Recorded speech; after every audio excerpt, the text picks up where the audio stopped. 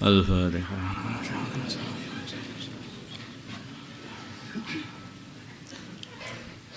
Bismillahirrahmanirrahim. Bagaimanakah hukum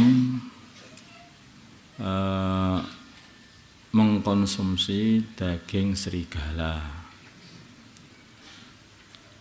Maksudnya gitu ya? Ya. Jawab, hukum mengkonsumsi daging serigala adalah haram. Adapun hewannya dihukumi suci. Jadi serigala itu digolongkan kayak kucing begitu. Bukan seperti anjing, tapi seperti kucing. Haram tapi bukan najis, apa itu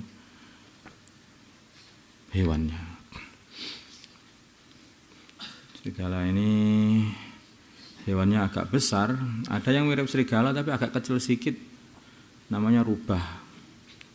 Serigala ini dalam bahasa Arab namanya sa'lab. Sedangkan rubah itu apa? Sa'lab itu yang rubah. Sedangkan serigala yang dhi'b. Dhi'b itu serigala yang gede, yang agak gede. Sedangkan rubah yang kecil itu, atau dalam bahasa Inggrisnya fox ya. Itu malah halal kayak kambing gitu. Di antara binatang yang menggigit tetapi halal di antara lagi ya dobok. Itu yang hiena itu halal itu, tapi di sini nggak ada. Masalah mencabut jenggot, ini nggak tahu kok ada pertanyaan makan serigala, memangnya pengen ada yang mau makan. Ini mana? Hukum saya. Jadi kalau kamu ngingu serigala itu ya tidak seperti anjing itu, nanti bisa dibelai-belai siapa gitu berarti. Tapi saya kira itu binatang ya itu buas, jadi mungkin liar juga. Wallahu a'lam. Masalah mencabut jenggot. Nanti hari ini ada orang-orang yang tidak mau tua, terutama yang merasa muda itu jenggot-jenggotnya dicabuti terus dicukur, cabut, cukur, cabut. Ya, orang seperti ini kelihatannya banyak tertipu. Tahu-tahu sudah batuk-batuk, sakit-sakit. Loh, kenapa batuk-batuk sakit? Aku masih muda. Loh, kamu sudah 60 tahun. Sudah 70 tahun. Loh, aku belum punya jenggot. Jenggotnya sudah kamu cabuti, ya kamu nggak merasa tua, akhirnya nggak ada kesiapan. Jenggot itu kebanggaan laki-laki. Laki-laki itu berjenggot, perempuan tidak berjenggot. Jadi tambah gagah.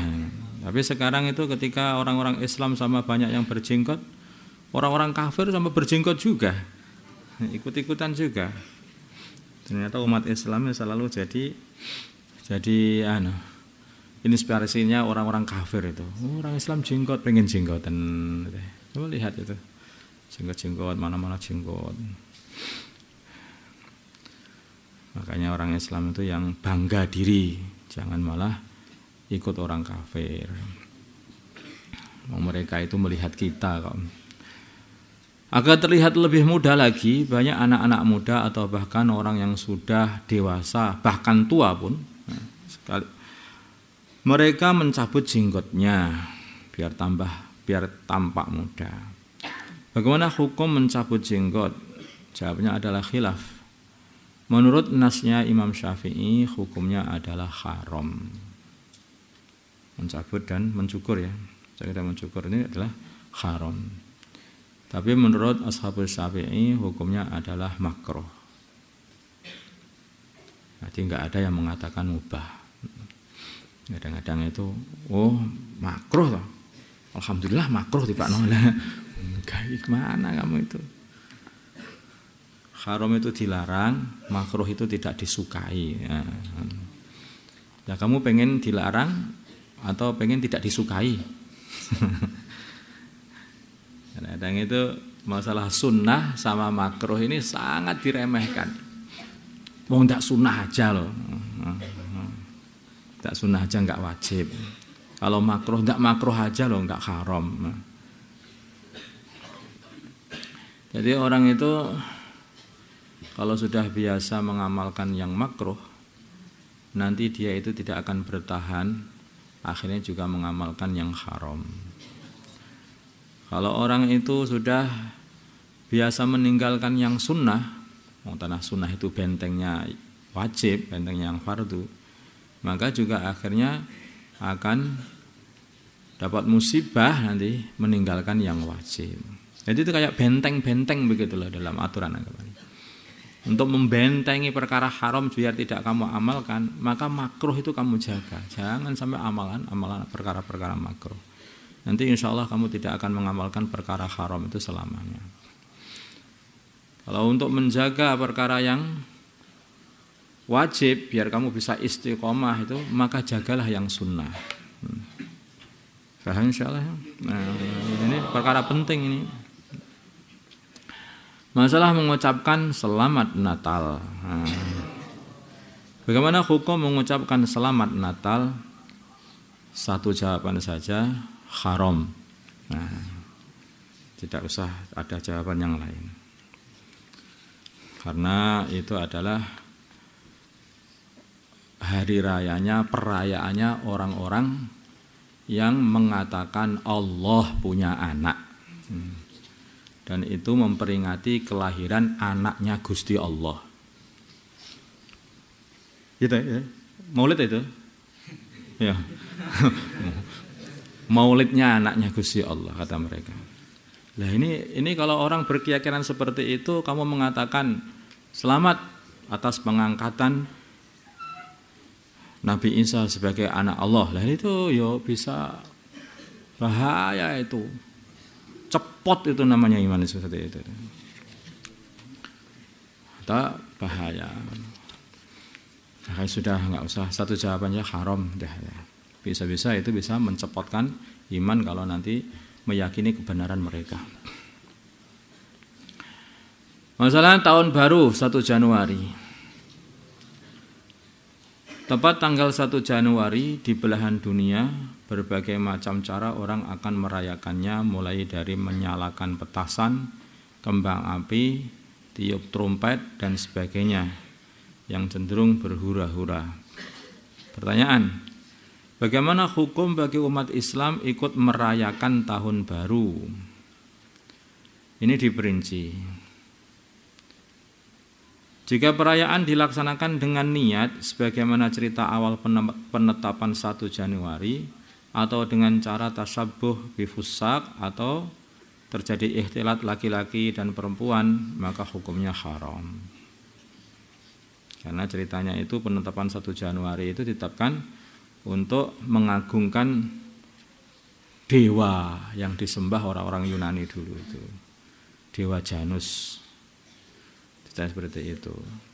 Nah, kamu merayakan atau mengagungkan, ikut mengagungkan dewa Janus. Nah, itu udah. Wah, itu malah bisa nyopot iman juga itu seperti itu. Malah bahaya itu. Karena mengakui adanya Tuhan selain Allah. Wallahu a'lam. Atau dengan cara tasyabbuh dengan orang-orang fasik. Meniru-niru perbuatan orang fasik. Nah, ini juga haram.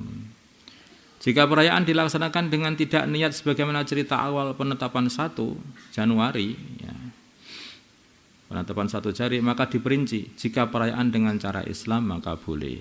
Jadi niatnya bukan karena merayakan. Saya kira kalau orang zaman sekarang itu sudah tidak tahu lah ceritanya 1 Januari itu nggak tahu. Kebanyakan. Mungkin kamu juga nggak tahu masalah ini. Yang artinya tahun baru begitu saja. Artinya tahun baru begitu saja. Nah, kalau seperti itu bagaimana? Diperinci. Jika perayaan dengan cara Islam maka boleh.